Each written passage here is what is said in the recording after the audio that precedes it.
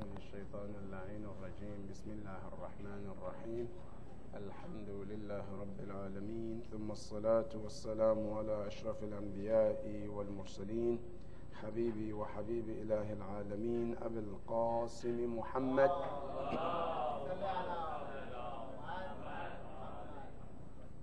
وعلى أهل بيته الطيبين الطاهرين المعصومين الهاديين المهديين الذين أذهب الله عنهم الرجس وطهرهم تطهيرا. اللهم صل على قال إمام زين العابدين عليه السلام صل على في دعائه في الصحيفة السجادية: اللهم وحملة عرشك الذين لا يفترون من تسبيحك ولا يسأمون من تقديسك ولا يستحسرون من عبادتك ولا يؤثرون التقصير على الجد في أمرك ولا يغفلون عن الوله إليك. وإسرافيل صاحب السحور الشاخص الذي ينتظر منك الإذن وحلول الأمر فينبه بالنفحة صرعى رهائن القبور.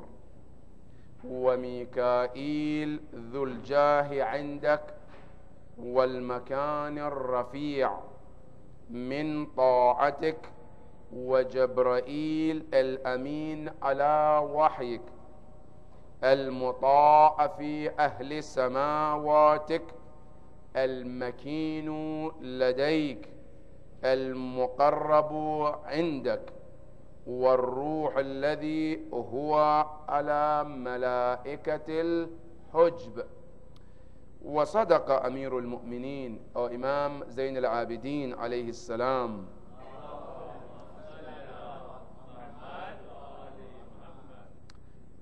My dear brothers and sisters, Assalamu alaikum wa rahmatullahi ta'ala wa barakatuh.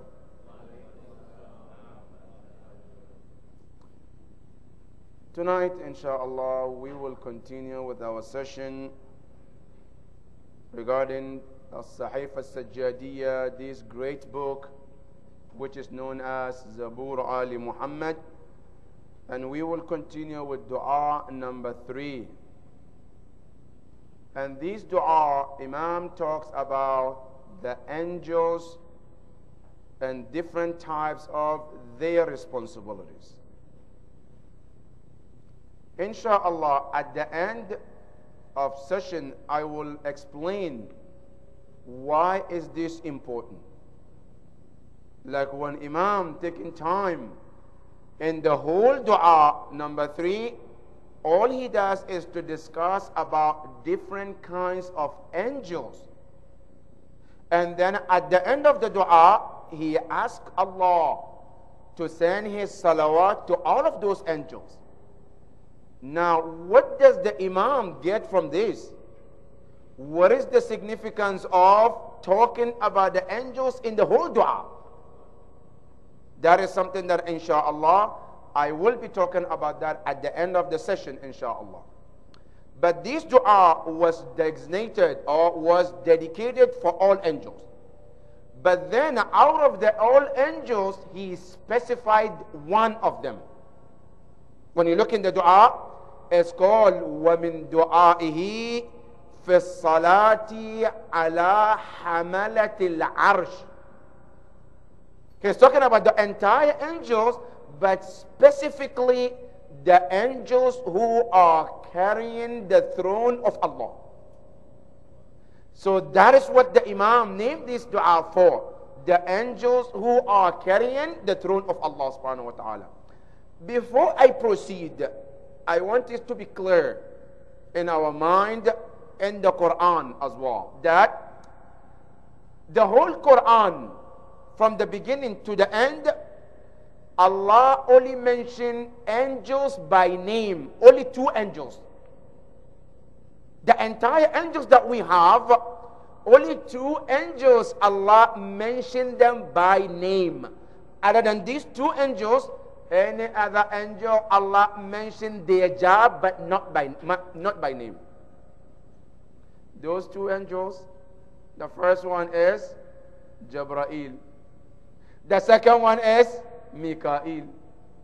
These are the only 2 angels that Allah subhanahu wa ta'ala mentioned them in the Quran by name. Other than that, many angels Allah talk about them, but without mentioning them by name. Good. Now, when you come to this dua, Imam Zain al-Abidin talks about the angels and their jobs and what do they do in group, which is so amazing. And tonight, brothers and sisters, I will, inshallah, at the end also, I will mention some of the lessons we have to take and some of their homework we have to do for you and I, inshallah, through the dua. Now, the first dua, Imam started with the word Allahumma. Allahumma is equal to Ya Allah. When you want to call someone in Arabic, you always start with the word Ya. Ya in Arabic is like Oh. Like Oh Muhammad, Oh Ali. Right? You say Ya Ali, Ya Muhammad. That Ya is for calling. Now, if you don't want to say Ya Allah, there is one word that you can call which is equal to Ya Allah, and that is the word Allahumma. So when you say Allahumma, it's automatically saying like what? Ya Allah. That is that word Allahumma. So Imam alayhi salam started dua with the call of Allah subhanahu wa ta'ala. Ya Allah. And then he said, وَحَمَلَةَ عَرْشِكَ. Oh, those who carry the arsh of Allah. What is the meaning of arsh? When you come to the Quran, there are 2 words Allah used. In many cases, people get confused to think, what is exactly the meaning of those words? Number 1 is called al-arsh. Number 2 is called al-kursi. Remember ayat al-kursi? وَسِعَ كُرْسِيُّهُ السَّمَاوَاتِ وَالْأَرْضِ. Al-kursi, it means what? A chair. So Allah subhanahu wa ta'ala, does he have a chair that he sit on? Okay, if he does he need a chair? Why does he need a chair? We, in our belief, Allah doesn't need. Meaning, in other words, in the dictionary of Allah, there is nothing called need. Need is one of the things regarding the creatures. Allah doesn't need anything. Good. So why wasi'a kursiyuhu? Why al-arsh? And you can, when you go to the Quran, there are many places Allah talk about arsh. There are many places Allah talk about kursi. One of those places Allah talk about the arsh is before Allah created anything. When there is nothing except, I'm talking about nothing in this world. When there is nothing except water. You know, that was the first thing Allah created in this planet. And Allah stated, وَكَانَ عَرْشُهُ عَلَى الْمَاءِ. Allah said, my throne was based on where? On the water. That is arsh. Allah mentioned that he has a throne. That is that one. Number 2, in another ayah, Allah said, وَيَحْمِلُ عَرْشَ رَبِّكَ يَوْمَئِذٍ فَوْقَهُمْ ثَمَانِيَةٌ. Allah says throne, there are 8 angels who carry them. Talking about throne. Ayatul Kursi, we say, وَسِعَ كُرْسِيُّهُ, that his chair is so wide and vast. And what does it mean? Allah doesn't need a chair. You and I, when we get tired, we need to sit down. We need to rest. But Allah doesn't need one. What is he talking about? Here, those words, the al-arsh and kursi, is not exactly chair like you and I think about.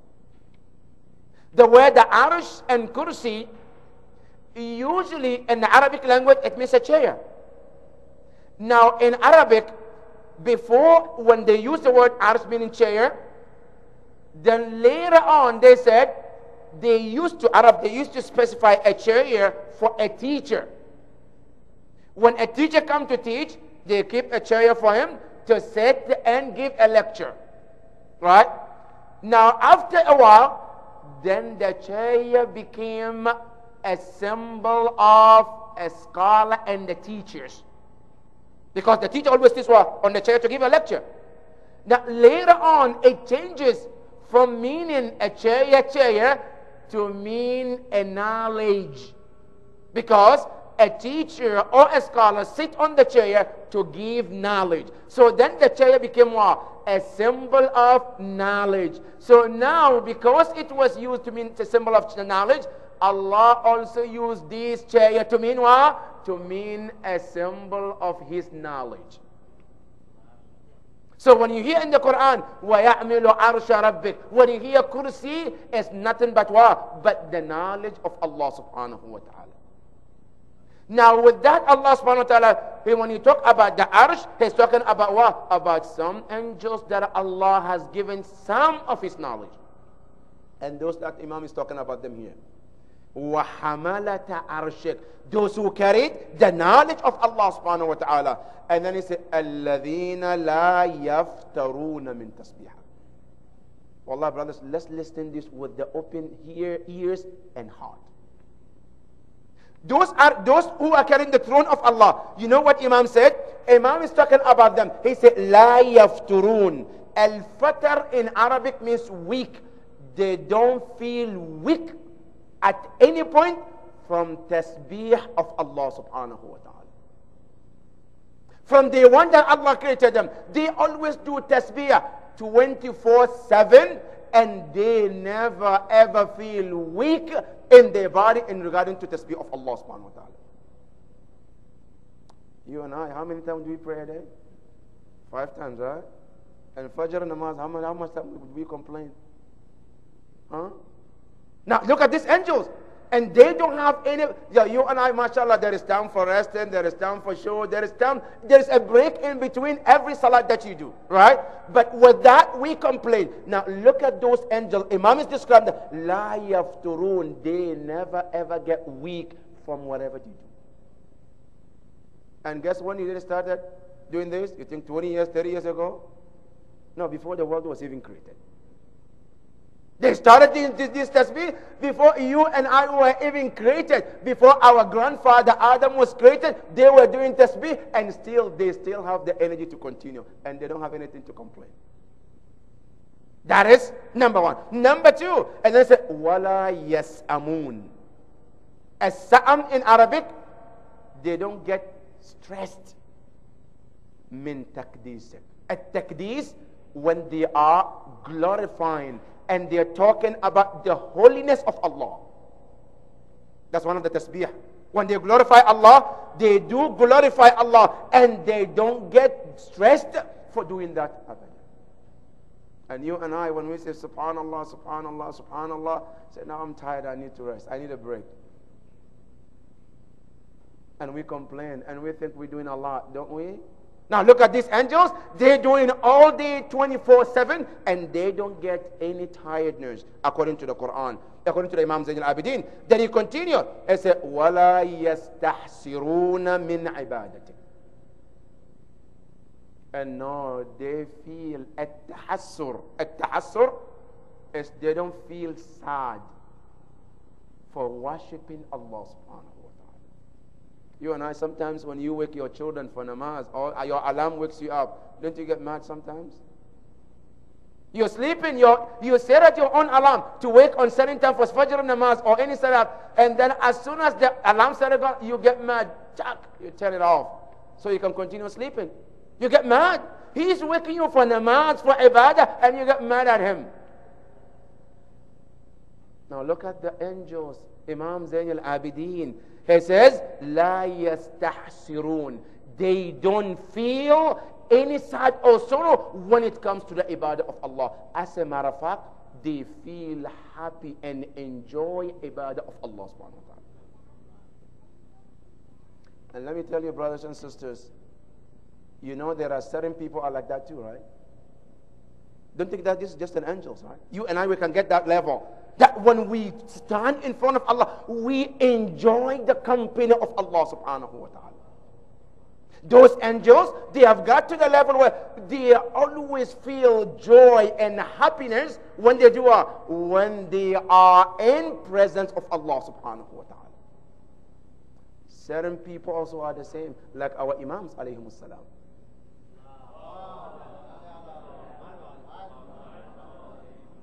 When they stand in front of Allah, our Imams, wallah, it's like they don't want to stop. They feel, they enjoy in company of Allah subhanahu wa ta'ala, like they don't want to end. They want it to keep on as long as they can. And that is why our Imam Sajjad is called Sajjad. When he goes into sajda, the narration says it's like he doesn't want to come back again. Like he was to die in the sajda. That is Imam Sajjad alayhi salam. Imam Ali alayhi salam, they say when he stands in front of Allah for namaz, they say that he doesn't want to stop praying. They say when he starts the salah, it's like he is praying till he's died in that prayer. That is our Imams alayhi salam. You and I, we can try to get that. So it's not that angels. Inshallah, we will talk about that when we get to that point. But Imam is saying that those angels, la yastasharun, they don't get sorrow when it comes to the ibadah of Allah. Some of us, inshallah, we are not among them. When Ramadan is coming, that is the saddest part of the time of the year. Why? Because I have to fast. That is the bad time. Like all of the 11 here, everything is good. Until Ramadan is coming, Allahu Akbar. Now I have to stay hungry and thirsty at least 29 or 30 days. We are not happy for ibadah of Allah. But those angels, Imam is saying, La yastasharun. They always feel happy to serve Allah subhanahu wa ta'ala. Now the fourth description that Imam is giving them is وَلَا يُؤْثِرُونَ التَّقْصِيرَ عَلَى الْجِدِّ فِي أَمْرِكَ. Allahu Akbar. Imam says, لَا يُؤْثِرُونَ. They will never ever put something else above the service of Allah subhanahu wa ta'ala. Meaning, if something happened between the two, that they have to either obey Allah subhanahu wa ta'ala or do something else, they say nothing they put forward other than Allah subhanahu wa ta'ala. It's not like you and I. Sometimes the ibadah is there, the salat is there, but I have my favorite show. I have to watch it and finish before I do my namaz.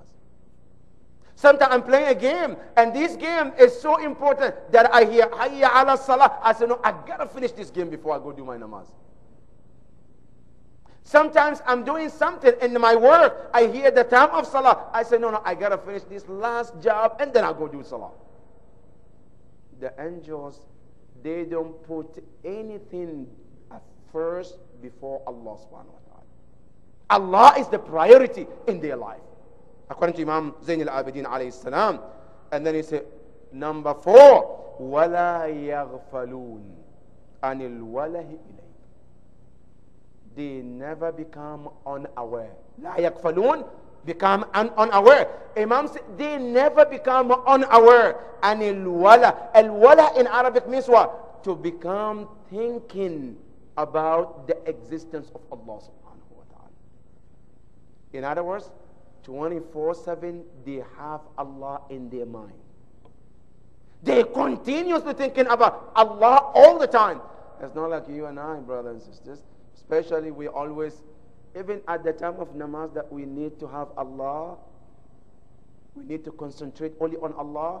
It's like the time that our mind goes all over the world. There is no even one time we can only concentrate on Allah. Those angels, that is one of the things they do.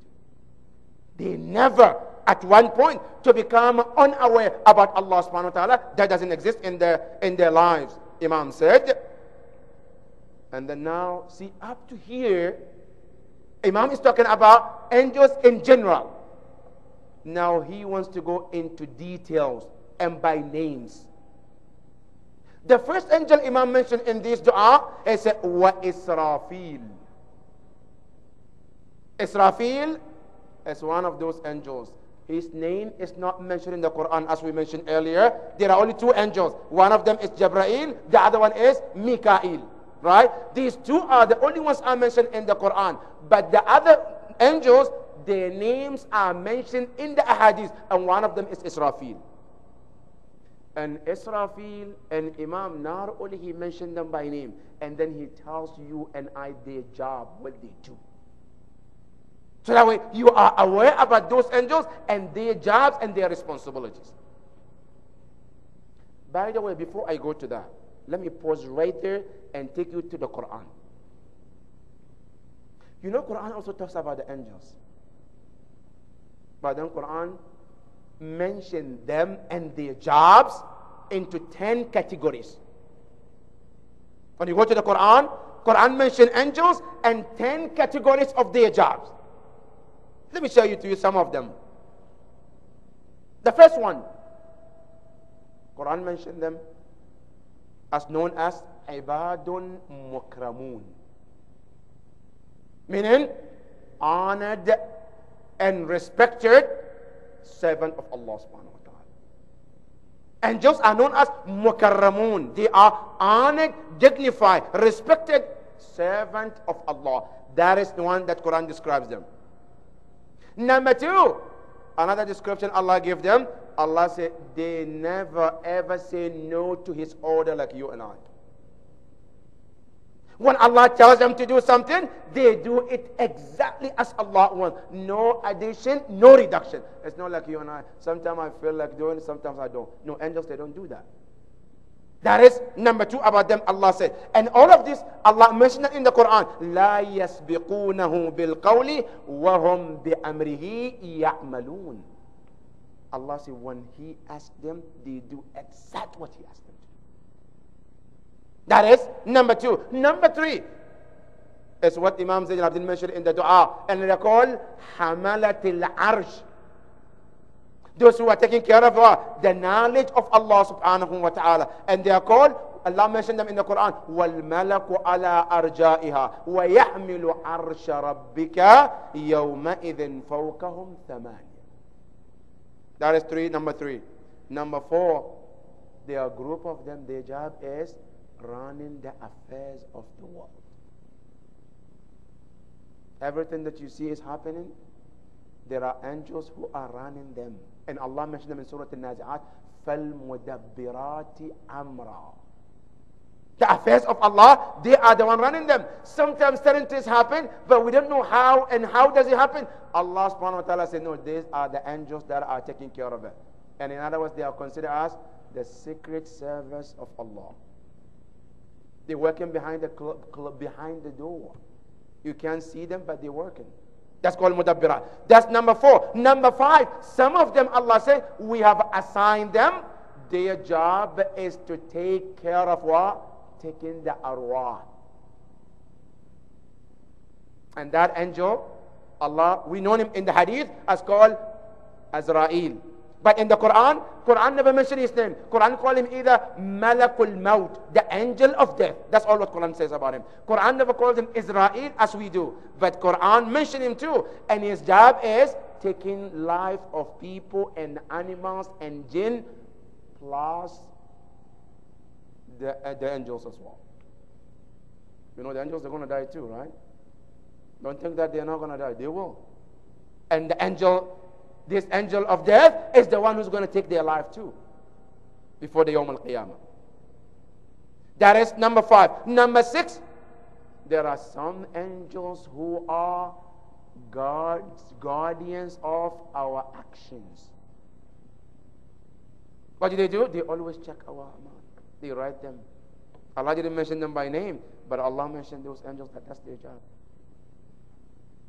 And Allah mentioned that وَإِنَّ عَلَيْكُمْ لَحَافِظِينَ كِرَامًا كَاتِبِينَ. All they do is to write our amal. That is, some are angels, and some of them also they are called Hafadha. Hafadha means protectors. Do you know that every one of us have 4 angels? And their job is to protect you and I. One of them is in the front, one of them is your back, one of them on your right side, one of them is on your left side. And all they do is to make sure that you and I are protected. They are nothing to do with the angels here. No. These are just protectors. And they are called hafaza. And Allah mentioned them in the Quran. He says, وَهُوَ الْقَاهِرُ فَوْقَ عِبَادِهِ وَيُرْسِلُ عَلَيْكُمْ حَفَظًا. He said, I always send the guardians to guard you. That is group number 7. Group number 8. Some angels Allah assigned, their job is to go and punish some people whenever Allah wants them that happen. Their job, they're just winning. They're glorifying Allah. But their job is whenever Allah wants somebody to be punished, their job is to go and get that person punished. That's it. Like the people of Lut alayhi salam. When Allah wants to punish them, Allah sends some angels and their job is to go and punish them. That is called what? Ihlal adab. The ones who go and punish certain group of people. That is number 8. Number 9. There are some angels that Allah created and their job is to go and protect mu'mineen. That's all their job. A mu'min wants to get into trouble. A mu'min is having difficulty. All they do is to go and save that mu'min or bunch of mu'mineen. And you can see that in the Battle of Badr. In the Battle of Badr, when Allah subhanahu wa ta'ala said, وَأَرْسَلَ جُنُودًا لَمْ تَرَوْهَا. Allah said, we send angels that you cannot see. In the Battle of Badr, Allah even promised mu'mineen, if you are mu'mineen who are patient, Allah said, for every 100, we will send 1,000 angels. These are angels that Allah sent, and their job is to go and help mu'mineen. And they can help you, they can help any one of us. That is some of them. And some of them, their job is to go and deliver the message of Allah subhanahu wa ta'ala. That's their job. Like Jibreel alayhi salam, his job is to go and deliver the message of Allah. At any time, at any place, that is all he does. And there are so many of them too, brothers and sisters. You know, some of them, their job is to take care of the heaven. And they call the leader of those angels is called Radwan. That is his job. And let me share with you something, brothers and sisters. You know, heaven comes in different levels, right? In every levels, there are a bunch of angels Allah have assigned. Let me share with you those names that is mentioned in the Quran.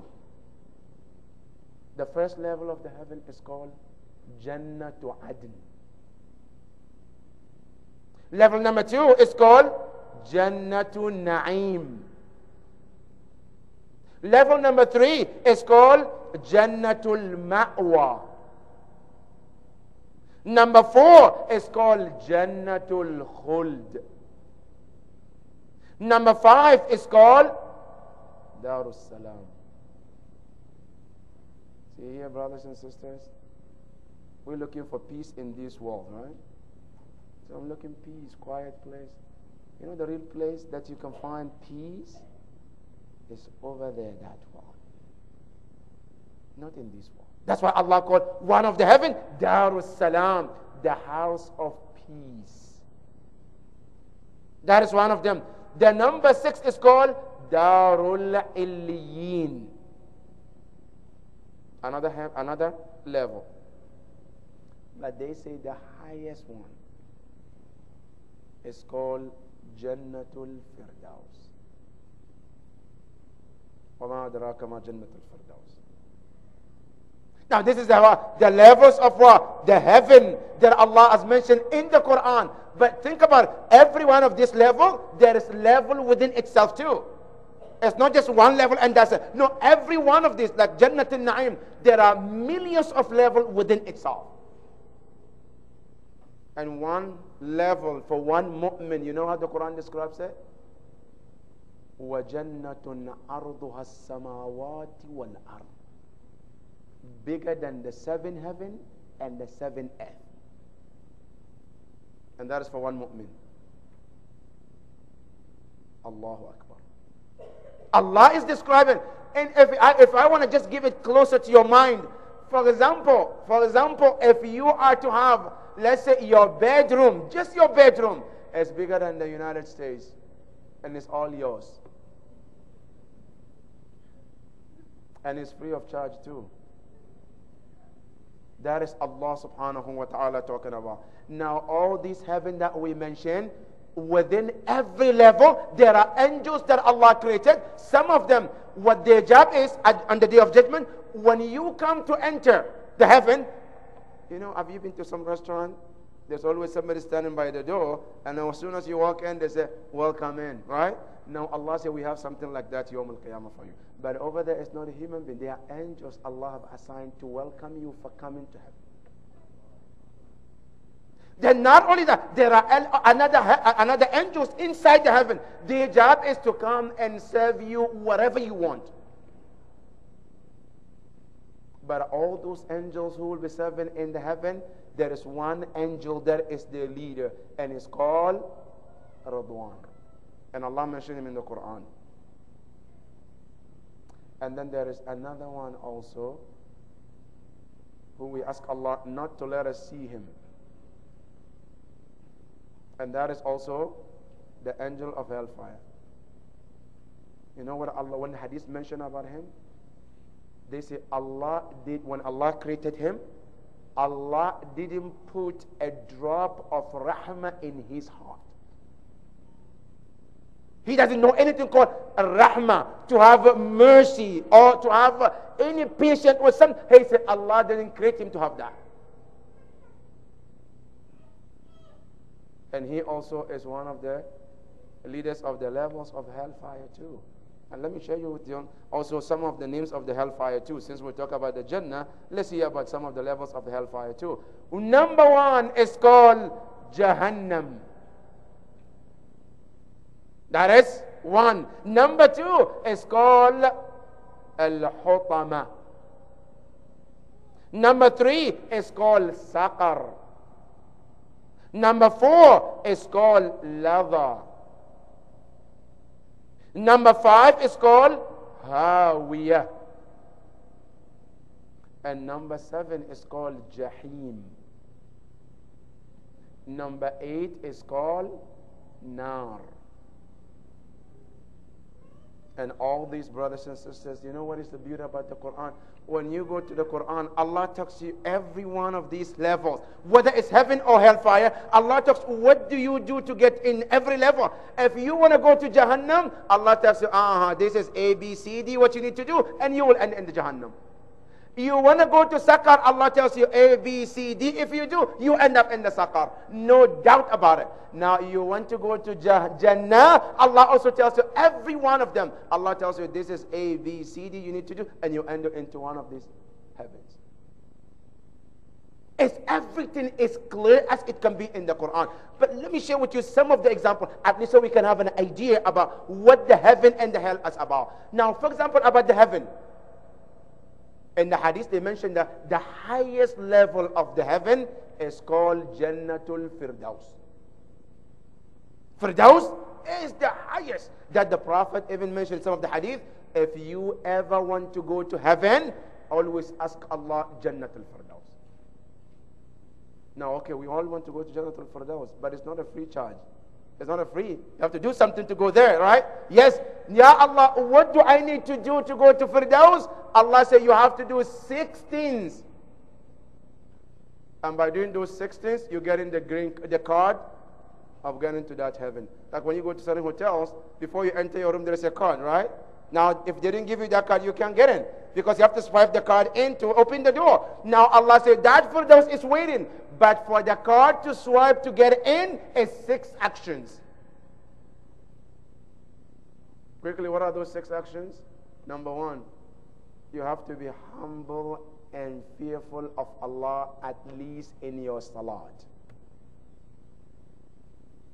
That is number 1. Number 2, you also have to make sure that you stay away from vain talk. That's number 2. This is from Quran in Surah Al-Mu'minun. Number 3, Allah said, then you have to keep your promises. Either promise with Allah or with humans. You have to keep it. That's 3. Number 4, Allah said, then you have to make sure that you observe your 5 daily prayers. Meaning you pray them on time and taking care of all that is necessary. That is number 4. Number 5, Allah subhanahu wa ta'ala says, then you also have to make sure that you always make sure that you guard and you protect yourself from falling into haram. That is number 5. Number 6, Allah subhanahu wa ta'ala says, like the ayah, قَدْ أَفْلَحَ الْمُؤْمِنُونَ الَّذِينَ هُمْ فِي صَلَاتِهِمْ خَاشِعُونَ وَالَّذِينَ هُمْ عَنِ اللَّغْوِ مُعْرِضُونَ. Number 6, they stay away from anything that is not necessary or beneficial for them. Allah says, if you have these 6 qualities, Allah says, أُولَٰئِكَ يَرِثُونَ الْفِرْدَوْسَ هُمْ فِيهَا خَالِدُونَ. Allah said, then you have the key to the heaven. And which heaven? Firdaus, Allah is talking about. Now, if you also want to go to, let's say, one of the hellfire too, Allah mentioned that these are the things that you need to do. Number 1, Saqar. Allah said, if you do 4 things, Allah said, I guarantee you, you will see yourself in the Saqar. What is it? قالوا ما سلككم في سقر قالوا لم نكن من المصلين. We were not those who prayed. Not praying, not doing namaz is one of the punishment that cause a person to go to that fire. Number 2, not feeding needies. Somebody comes and they ask me, oh, I need help. I say, no, I don't care about you. Why? It's none of my business.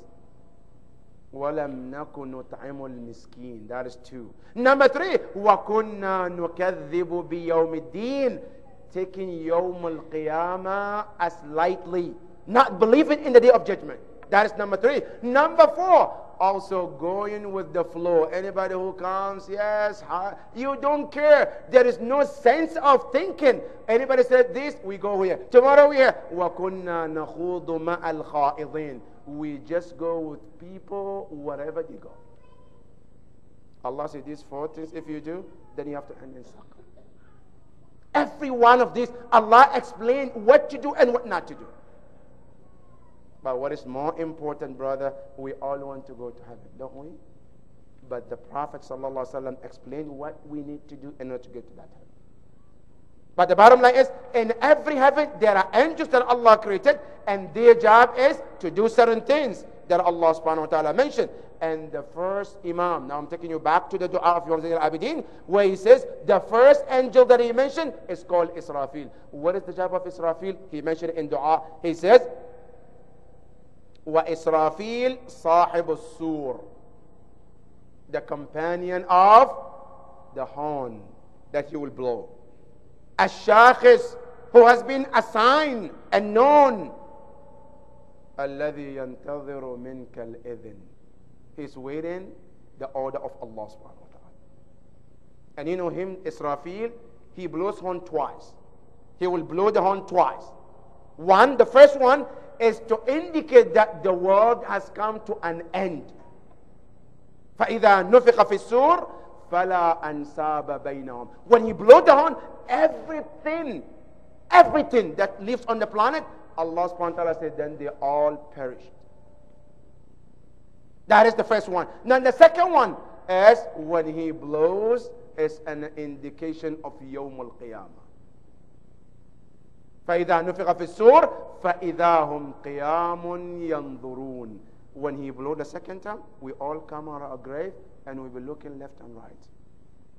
And that is what Imam is saying here. He says, فَيَنْتَظِرُ مِنْكَ الْإِذْنِ وَحُلُولُ الْأَمْرِ. Within the arrival of the order and command of Allah.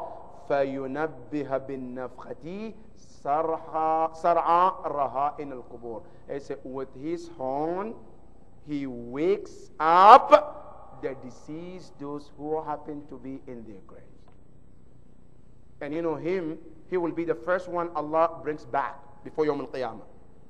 Because when he blow the horn and everybody dies, then he will blow, Allah will raise him first to be raised among all the creatures because of his job. When he got raised, then all he does is to blow a horn and we all come back to life again. That is the first angel Imam talks about in his dua. And then he continued to mention the second angel, وَمِكَائِيل. And then he said, ذُلْجَاء, the one with the higher position in the sight of Allah. وَالْمَكَانَ الرَّفِيعَ, and the highest position min ta'atik, because of his obedience to you, Ya Allah. That is the second angel he mentioned. Then he goes to talk about the third angel, وَجَبْرَئِيلَ الْأَمِينَ, and Jabra'il al-Amin, the trustworthy, ala wahyik, the one you trusted on your wahy and your revelation. And then he said, al-Muta, the one who is obeyed, fi ahli samawatik. You know, Jabra'il, he is the highest authority among all the angels. No angel is above Jabra'il. If I want to give an example, Jabra'il is like the holy prophet among us. The highest one among the entire angel, that all the angels, they have to listen to him. They have to take orders from him, is Jabra'il. That's why Imam says, Al-Muta, the obeyed one. Where? Fi ahli samawatik, the one who is obeyed in the heavens. Al-Makinu ladayk, the one who is stationed next to you. Who is Jabra'il, brothers and sisters? You know, Jabra'il, there's one hadith that the Prophet was describing Jabra'il,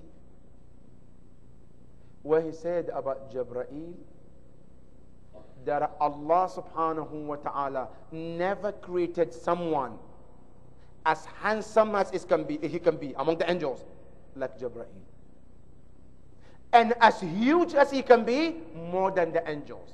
You know, in the Quran, in Surah Fatir, Allah talks about the angels. And he said, some angels, Allah gave them 2 wings. Some angels, they have 3 wings. Some angels, they have 4 wings. But you know how many wings Jabra'il has? Jabra'il has 600 wings.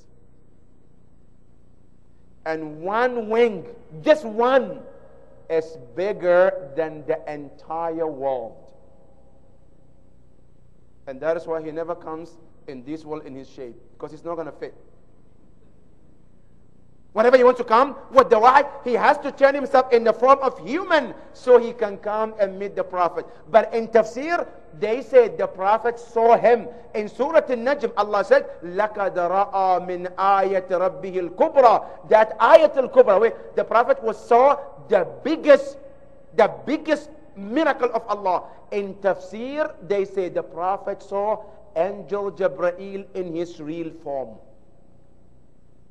Because when they went there, Jabra'il, the Prophet asked Jabra'il, can you show me your real form?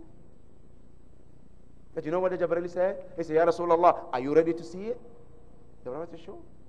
Then Aisha said, when he appeared in his own form, the Prophet fainted. And by the time the Prophet came back, he saw Jabra'il has his hand on his shoulder and one hand on his heart. And then the Prophet was able to see him in his real form. That is Jabra'il alayhi salam. That is his real form. 600 wings, the Prophet that he said. And some of those angels are amazing. When you go to the hadith that they describe, how they look, how they act, it's amazing. That is one of them. Now the Prophet is describing Jabra'il, and then he says, Al-Muqarrab indak. Then he goes to number 4, War-Ruh alladhi. He describes another angel called Ar-Ruh. Ar-Ruh, there is 2 tafsir about this angel.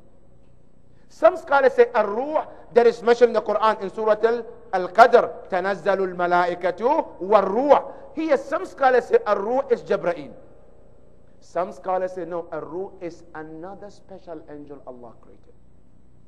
But that angel, his job is to give life. As Allah created another angel, his job is to take life. One take and one give. Now the one who gives life, they call him Ar-Ruh, according to some narration. And some narrations say no, Ar-Ruh is another special angel Allah created. He is not the one who gives life. No, he is Jibreel. He is absolutely different angel that Allah created. That is another angel. But then Imam continued. He says, هُوَ الَّذِي عَلَى مَلَائِكَةِ الْحُجُّ. He is in the hidden position among your angels. Now, that's the first part of the dua. Now, let me just take you to the second part, the middle part, because I just took three parts of the dua, one in the beginning, one in the middle, and then at the end, what Imam said. The second part of the dua, when then Imam says, وَالَّذِينَ يَقُولُونَ إِذَا نَظَرُوا إِلَى جَهَنَّمَ. There are some angels Allah created, their job is they just sitting, looking at Jahannam, at hellfire. And then when they look at the hellfire, what do they say? Then they always said, Subhanaka ma abadnaka haqqa ibadat. Then they say to Allah, Ya Allah, we did not serve you as you deserve. That is all their job. They always say to Allah that, Ya Allah, we are here to confess that whatever we do ibadah for you is still not enough, Ya Allah. It's not the way you deserve. That is what Imam said about them. Then he continued to talk about different angels of the heaven and the hell, as we mentioned earlier. But then at the end, what Imam said, then he started to make his dua. Now he mentioned about all of those angels and their responsibility. Now he's making dua for them. He said, فَصَلِّ عَلَيْهِمْ. Oh Ya Allah, send your praise to all of those angels we mentioned. When? He said, يَوْمَ يَأْتِي كُلُّ نَفْسٍ مَأَهَا سَائِقٌ شَهِيدٌ. The day that every human being, every creature will come with somebody pulling it to where Allah has designed him or her to be. وَصَلِّ عَلَيْهِمْ. Then he says, Ya Allah, send your salat to them. صَلَاةً تَزِيدُ بِهِمْ كَرَامَةً. The salat that will increase them. Here there is one important message that I want us to learn. Because there is some misunderstanding that angels, they don't increase their level or anything. Allah created them, nothing happened. Their position is where they are till the day of judgment. But from the dua of Imam, it appears that no, their position get elevated and they can go high as high as Allah subhanahu wa ta'ala wants.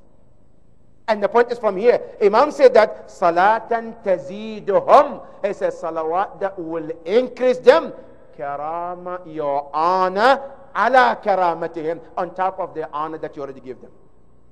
Wa taharatan, and purity, ala taharatihim, on top of their purity.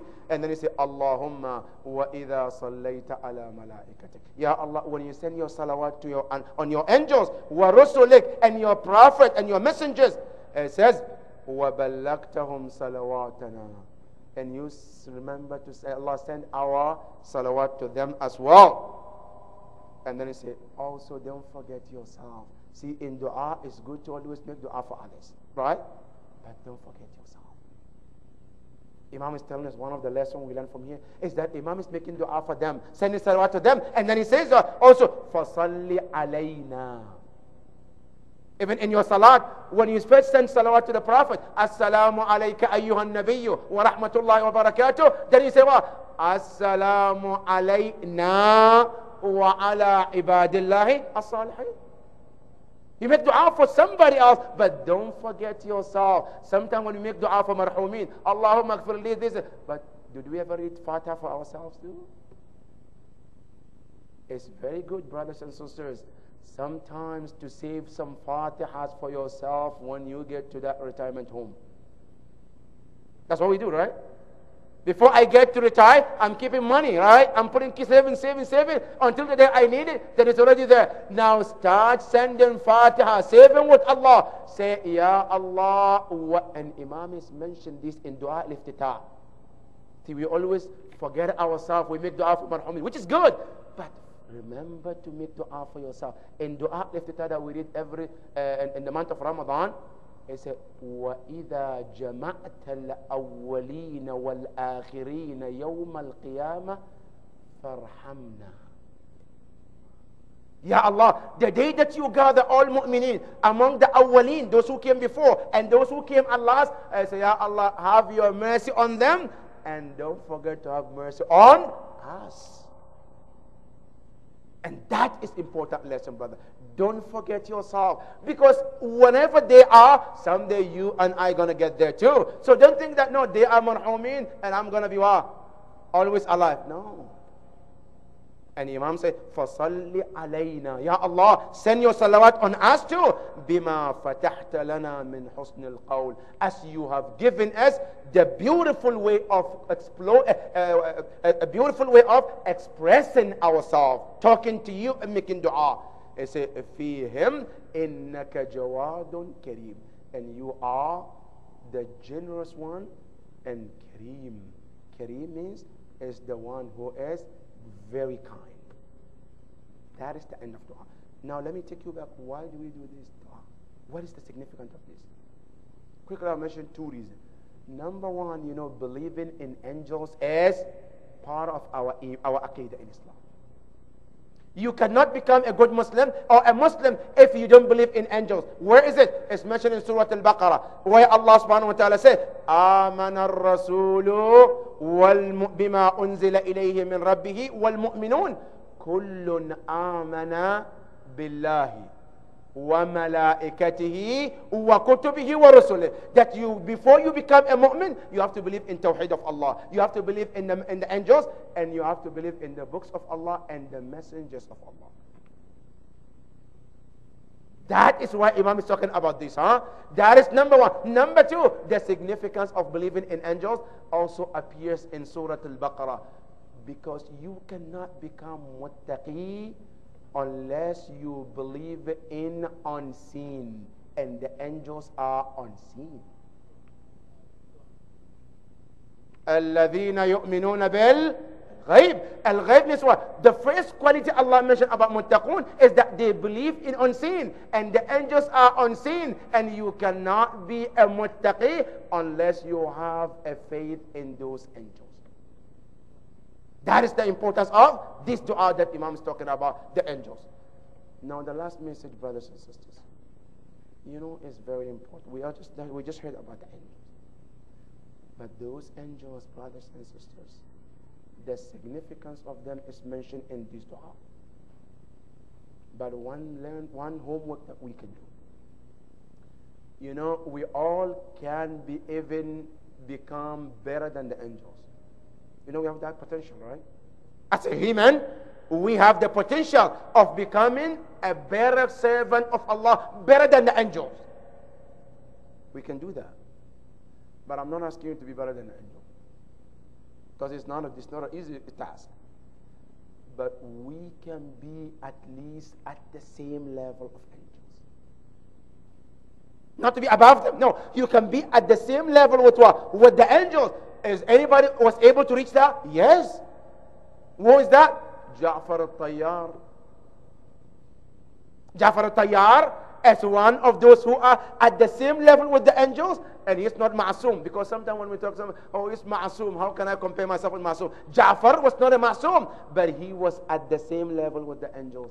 After the battle of Mu'tah, when he lost his two hands, the Prophet said Allah gave him two wings where he can fly in the same line with the angels. That is Ja'far al-Tayyar. So at least if you and I, we don't even think about being above, but at least let's put ourselves of being what? Being the same level of angels. Now how can we do that? One thing. Obedience of Allah and staying away from disobedience of Allah. This thing can lead us to the highest level of being a servant and the great servant of Allah like angels. Walhamdulillahi Rabbil Alameen wa sallallahu ala Muhammadin wa ali Muhammad. Allahumma salli ala Muhammad. Now your question is yes, brother.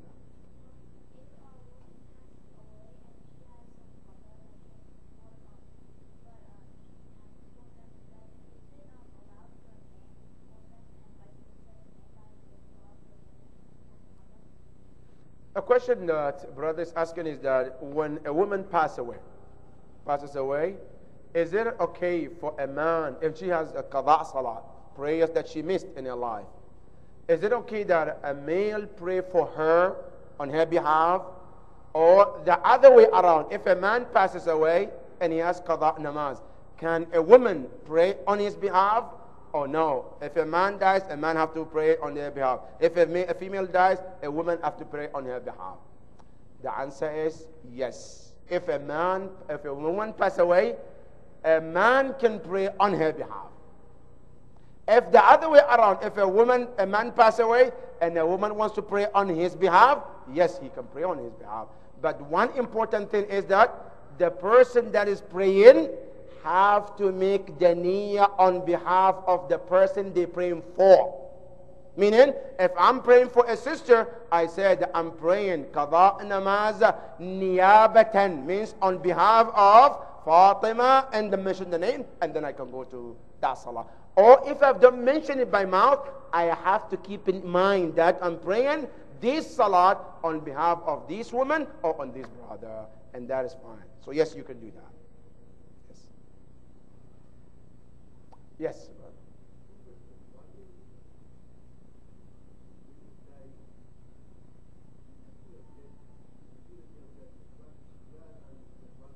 Where are you?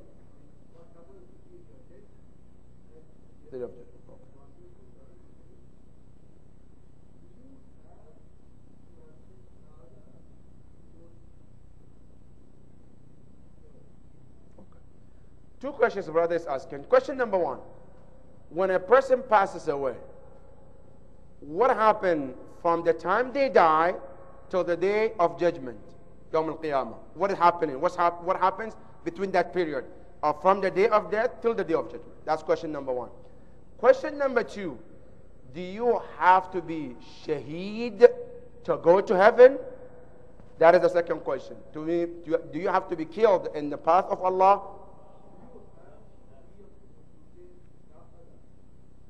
Oh, you have to say that to be a Muslim, to say the... Okay, now the second question is, do you have to say the two shahada, which is ashhadu an la ilaha illallah wa ashhadu anna Muhammadan Rasulullah, to be entitled for heaven or not? That's the second question. Now the first question, which is regarding what happened between now, from the time of death to the day of Qiyamah. What happened in that world, which is called Alam al-Barzakh. Barzakh, as soon as we die, we get transferred to the fourth world, which is the fifth world, which is called Barzakh. In Barzakh, what happened? There are many things that happens. One of the things that happen there is question and answers between Munkar and Nakir and the person. Now, after that, if the person is a mu'min, then what happens is the person will be given the blessings of Allah, and they will be enjoying in that world till the day of judgment. Now, if the person is a bad person also, they will be punished in their grave till the day of judgment. Okay? But what it is that the simple example is this. They get a small part of their reward in the heaven, Yawm al-Qiyamah. Allah give them here in Barzakh so they can enjoy that heaven before they come to receive the bigger portion of the heaven. If the person is a bad person also, Allah also punish them part of their azab, Yawm al-Qiyamah, until the day of judgment comes, where they can be punished, the biggest one that Allah has prepared. In today's world, let's say when you go to a restaurant, what do? The waitress, they bring you something, we call it what? Appetizer, right? The appetizer, what is it? You just warm your mouth up before the meal comes, right? So you have the appetizer, something small, salad. So you warm your mouth, waiting for the real food to come, where you can have a true meal before you leave. Now in Alam al-Barzakh, a mu'min will be having the appetizer of his Jannah, and the kafir will be having that appetizer of nar before Yawm al-Qiyamah. That is what happened. Now, what about the second question, which is, does somebody have to say the shahada before you go to heaven? The answer is yes for some, no for some. What does that mean? Here's what I mean. For those people who happen to live in a place where there is no any information about Allah or the Prophet or Islam.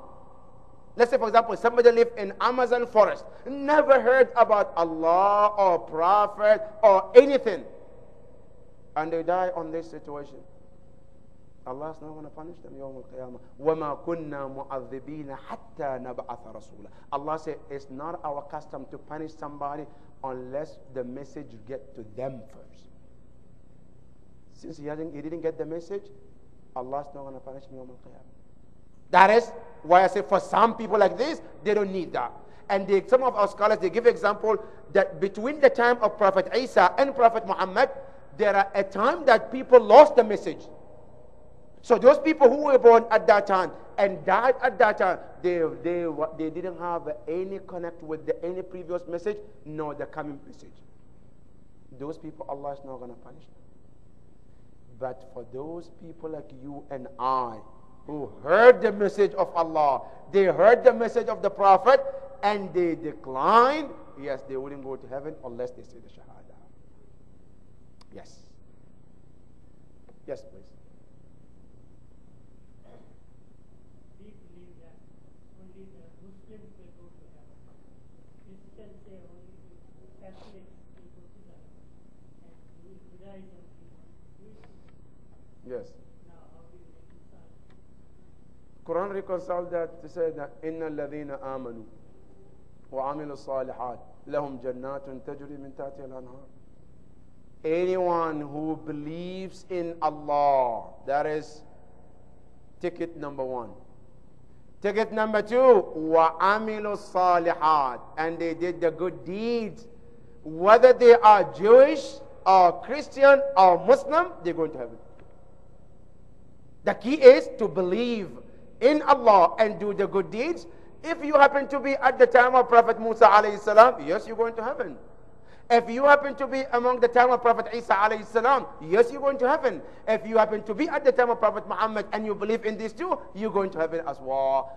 But you have to believe in these two before you can go to heaven. If you receive that message, you have to. Because let me clarify here. Here, sometimes some people ask, they say, okay, what about people who do good? Right? They're good, mashallah, they go, they do the helping the poor people out here and there. They do a lot for people, but they don't believe in Allah. They're atheists. Guess what? They cannot go to heaven, I'm sorry. Or the other way around. Some people, they believe in Allah, but they don't pray, they don't fast, they don't do anything. There is no guarantee for heaven for them. Why? Because for the first group one, who don't believe but they do the good deeds, it's like you have money. If you want the money to be saved in somewhere, shouldn't you open the account first? I have money. I go to Wachovia. I don't have an account. I say, save this money for me. You think they're going to save the money for you? No. But the first thing they tell you, you need to open an account with us, and then we can save the money for you. With Allah, you have to open account with Him first, which is the Shahadatain. Then when you do the good deeds, Allah said, okay, I'm going to save you in this account. You do your salat, Allah said, okay, put him in this account. You do your fasting, Allah saves. So Yawm al-Qiyamah, Allah says, okay, this is your savings, heaven.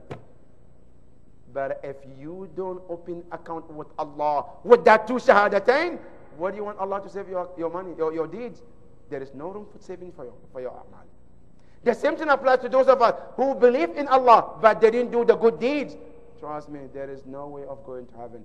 You need the two together to earn the heaven of Allah subhanahu wa ta'ala. Iman and the action together. Yes. Yes.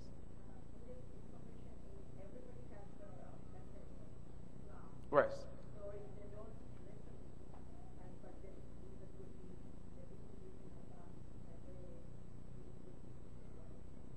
They do believe in Allah and they do the good deeds. But, and the message of Islam is there on the internet, but they don't believe in Prophet.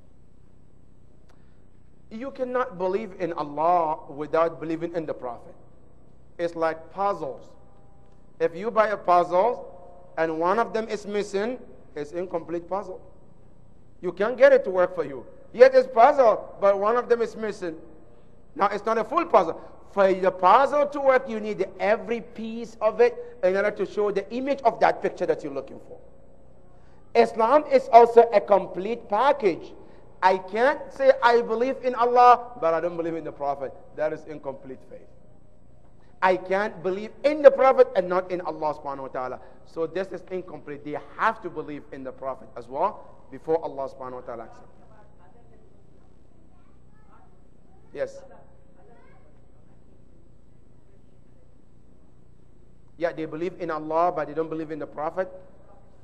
You see, in the Quran, Allah clearly stated that after the Islam, any religion else is not accepted. Inna deena inda Allahil Islam. Allah said, وَمَنْ يَبْتَغِ غَيْرَ الْإِسْلَامِ دِينًا فَلَنْ يُقْبَلَ مِنْهُ.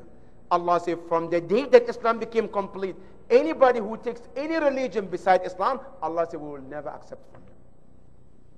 So Islam is the key. If the person knows and they decline it, Allah subhanahu wa ta'ala says, I'm not going to accept from you. Yes. I think the last question. Yes.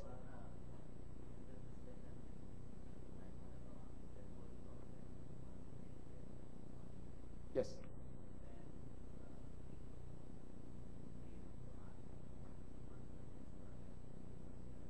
Yes.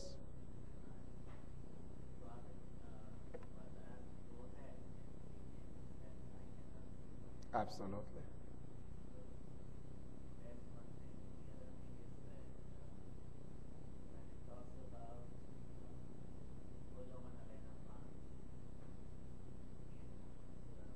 Yes.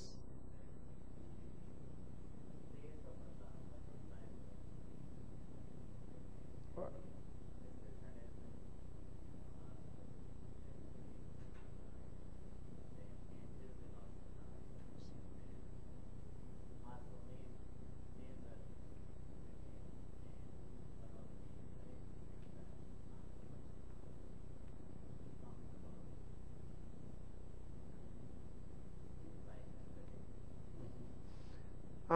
Here, with the narration that we mentioned about the hadith, the Prophet sallallahu alaihi wasallam, let me explain the question. The question is that we mentioned that when Jibreel alayhi salam showed the Holy Prophet his face, his true image, the Prophet sallallahu alaihi wasallam fainted. And this hadith you can find it in Tafsir al-Tabatabai, Allama Tabatabai. He quoted this hadith. So how can these cooperate with the hadith of Isra and Mi'raj, when the Prophet ﷺ and Jibreel started the journey together, and then they got to Sidratul Muntaha, where Jibreel stopped and he told the Prophet, continue. How can that cooperate with this story, with the hadith? The answer is that Jibreel alayhi salam, throughout the journey, he was with the Prophet in the human being's image. From the time that he came to Mecca and picked the Prophet until they get to Sidratul Muntaha, he was in his image as a human being image. Was not in the image of his real form until the Prophet asked him. So that is what happened in that sense. But in regarding the Jibreel and the Prophet, there is no doubt that the level of the Prophet is higher than Jibreel.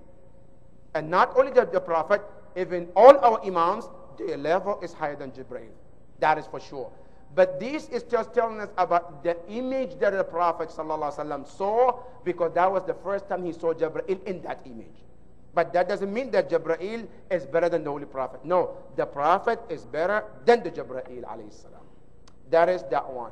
Now the second one is in the Quran in Surah Al-Rahman. Allah mentioned, that's the question too, that Allah says, everything, kullu man alayha fan, that everything on this planet will perish, except the face of Allah. According to the literal tafsir, al-wajh means the face of Allah subhanahu wa ta'ala. And there is a hadith that brother mentioned that from our Imams, that the Imam says that nahnu wajhullah, that we are the face of Allah, the image of Allah. So that means that our imams, they will not perish. They will not perish. Here, let me say that in the hadith, what they mean by this part is that there is an ayah that we read. فَإِذَا نُفِخَ فِي السُّورِ فَصَائِقَ مَنْ فِي الْأَرْضِ. Now listen careful. The ayah says, فَصَائِقَ مَنْ فِي الْأَرْضِ. That when this Israfil blows the horn, every creature that happen to be there, they will be scared and they all will fall. صَائِقَ مَنْ فِي الْأَرْضِ. Every one of them. But they say the only beings that these will not be included is the Ahlul Bayt alayhi salam. And that is what they meant. نَحْنُ وَجْهُ اللَّهِ. That Allah says, وَيَبْقَى وَجْهُ رَبِّكَ. That when everything falls in the ground dying, the only ones that will die in respect is the Ahlul Bayt alayhi salam. That is what the tafsir said about the meaning of Wajhullah subhanahu wa ta'ala. Yes. I think we make this last question. So, okay. Nowadays, there is tendency that people are in the opinion that there is no need for wasila. So, can the existence of malaika be presented as a case of wasila? Because they are the wasila for the message of Allah. Yeah, the question is, nowadays there are people who are saying we don't need a wasila. Wasila means like mediation between us and Allah subhanahu wa ta'ala. So is there any way we can use angels as the mediation between us and Allah subhanahu wa ta'ala? The answer is that Allah subhanahu wa ta'ala in the Quran, He asks us that I don't want you to come to me direct. If you want to come to me, Allah said in the Quran, I said, I need you to take a wasila to me. Where is that in the Quran? Yeah, three things Allah asked mu'mineen. Ya ayyuhalladhina amanu taqullah. That is number one. Number two, wabtaghu ilayhi al-wasila. That seek means to Allah subhanahu wa ta'ala. That is two. Number three, wajahidu fi sabila. And struggle in His path. One of the three things Allah asks us is to seek wasila to Allah. Now wasila is something is must. And no human being can say we don't need wasila unless something is wrong with their brain. Now let me give an example. You and I, when we are sick and we go to the doctor is the one who cures, or the medicine that cures, or Allah cures? No, if you ask also as a Muslim, when I'm sick, when I go to the doctor is the one who cures me, or the medicine that cures, or Allah is the one who cures? Now, if you tell me that the doctor is the one who cures, I say, then you are not a good Muslim, brother. You know what? Because Allah said in the Quran, Ibrahim said, وَإِذَا مَرِضْتُ فَهُوَ يَشْفِينَ. That when I get sick, He cures me, not the doctor. Right? And number two, if the doctor is the one who cures, why do some people die? Despite the doctor's efforts. Why the medicine, if the medicine that is the one that cures, why do people die even though they take medicine? Then that means the doctor is not the curer, nor the medicine is the cure. Now, what is the doctor and the medicine? The doctor and the medicine, they are the wasila to your cureness. But the true cure is Allah subhanahu wa ta'ala. The same thing when we go to the Ahlul Bayt alayhi salam and ask Him for wasila, we are not asking that they are the gods. No, we say they are the wasila and the bridge to Allah subhanahu wa ta'ala. That is what the wasila is about. And not only that, brother. Now just forget about the Quran and Hadith. Just you and your mind. How many times you and I, we do wasila, we ask wasila among ourselves? How many times you and I, my son doesn't have a job. I know you and you know somebody who can give my son a job. And I say, please, can you talk to your friend to give my son a job? And then he talks to him and I say, okay, tell your son to come on in. That's wasila. Between you and the man, this person became wasila for you to get your needs. And that is what Ahlul Bayt alayhi salam saw. We go to them so they can mediate between us and Allah subhanahu wa ta'ala. So al-wasila is there. And not only these, brothers, when you go to the hadith in Sahih Bukhari, in Musnad ibn Ahmad, there are many ahadith from Aisha where she told Bilal, when they were looking for rain, there was no rain, and he told the Bilal, go and ask the Prophet, go make dua and do wasila with the Prophet in his qabr and see what Allah will do. And he did it, and the rain came. There are many, and brothers, there's no time to go. This is a topic by itself. But let me just give you one example from the Quran. So that way, because some of them, logic doesn't work. Maybe Quran will work, right? In the Quran, you read Surah Yusuf, right? When Yaqub alayhi salam was blind, he couldn't see. Yusuf alayhi salam was in Egypt. His brothers came and told, your dad is blind, he couldn't see. So what happened? Now Yusuf alayhi salam said, okay. He took his shirt, just his shirt that he wore, and gave it to his brothers. He said, when you go back to home, all you need to do is drop the shirt in front of my father and he will gain his eyes back. You tell me if this is a weak hadith, then that's a different story. But if this is the Quran, now what happened? Quran said, when they came home, before they entered the house, Yaqub was inside the house. He said, Inni la ajidu riha Yusuf. He said, I can smell Yusuf from all over the place. And you know what, brothers and sisters? You know, every prophet, they have special smell, right? Every prophet, they have a special smell that Allah put in all of them. And you can see in Hadith al-Kisa, Imam Hassan, when he came, Inni ashum ra'ihatan ka'annaha ra'ihatu jaddi Rasulullah. I smell the prophet. He hasn't seen the prophet, but he can smell that.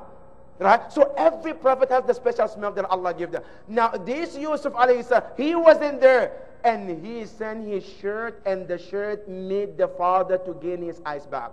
Here, brothers and sisters, are we talking about whom? Two prophets, right? Each one of them doesn't need a shirt. He can say, Ya Allah. Yaqub can say, Ya Allah, I need my eyes back. And you think Allah is going to tell him no? Yusuf can stay in there and he say, Ya Allah, my dad is sick, I want you to give him his eyes back. You think Allah is going to say no? They both can. But Allah subhanahu wa ta'ala wanted to teach us about tawassul. Allah made them to get their eyes, Yaqub to get his eyes back through this shirt. And that is the Quranic tawassul, brothers. If you can do tawassul with the shirt of Yusuf, now tell me what you can do with the Yusuf's body himself. If he shed, just his shirt make this miracle, now you tell me what can Yusuf do himself. That is from the Quran. So the tawassul is a lot to talk about for us. I think we're out of time, inshallah. The other question we can answer after the dua. So we'll end with dua al-faraj together. As a quick announcement about the program tomorrow, there's a Majlis Isa alayhi Sawab. The Quran Khani is at 12 o'clock, Namaz is Zohrain, and after that there will be Majlis. Maulana Absar Naqvi will be reciting in Urdu, and there will be Nazar after the Majlis. Tomorrow afternoon, tomorrow evening, from Muhammad Asim Raza's father's Isa alayhi Sawab Majlis, in the night 6:30 will be Quran Khani, 7 o'clock Majlis, Maulana Fayaz Jafar in English, and that will finish before Maghrib Namaz. There will be Maghrib Namaz, and after that there will be Nazar. Also, the Idara sent out an email. If you all haven't got it, we're getting a Zari of Hazrat Abbas. It's an exact replica of a Zari. I made an announcement at Jummah. It is going to be located right here in the hallway at the end. MashaAllah, there is some members of our community who have donated this, but there's expenditure to remodel and renovate the area where we are going to place the Zari. For that, it's definitely going to cost more than $25,000. The Constitution says the general body has to be called to approve the expenditure. So we have sent out notices to all paid members that the meeting is on 20th of, it's on Sunday, May 20th at 5 p.m. That's the last day of Sunday school. So May 20th, 5 p.m. general body meeting will be held here at the Idara. main thing is about the Zari approval and other normal activities. I've also sent out mailing for people who have not paid their membership. So we request you all to please pay your membership. If you've got you'll get the notice in the next few days. That means you have not paid. If you have any clarification, you can contact me. Thank you. Thank you, Shaykh.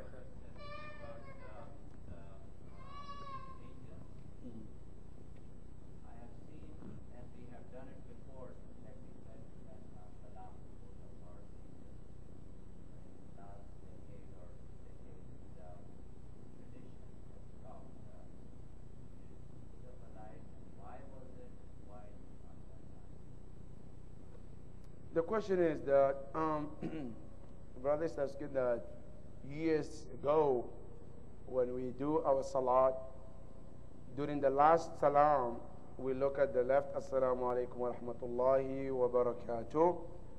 But why this tradition has stopped? Nowadays, people don't turn left and right when they are saying their last salam in their prayers. In the fiqh, this is a fiqh question now. In the fiqh, when you are saying the last salam, which is the last part of the namaz, because salat ends when you say wa barakatuh, the salat is finished. Anything else after that is not considered part of the salat. For example, like say Allahu Akbar 3 times that we say, it's not part of the salat. Because wa barakatuh, that's the end of the salat. Now turning left and right is not wajib in the salat. It is mustahab. It is recommended that when you are saying the last salam, Assalamu alaikum wa rahmatullahi wa barakatuh, you turn left and right. It is recommended that one does that in the salat when they say the last salam. And there are two narrations. One narration said, if you say this Assalamu alaikum, you are saying salam to the angel on the right, and then the last one also the angel here. So that's why you look at Assalamu alaikum wa rahmatullahi wa barakatuh. You're sending the salam to those two angels. That is one narration. One narration says no. When you say that last salam, you are sending salam. If you are doing the jama'ah namaz, you're saying to the people who are on your left side, and then those who are on your right side. But the point is, this is mustahab. If one does it, it's good. If you don't do it, it's not wajib. Some people, they don't do it because they know it's not wajib.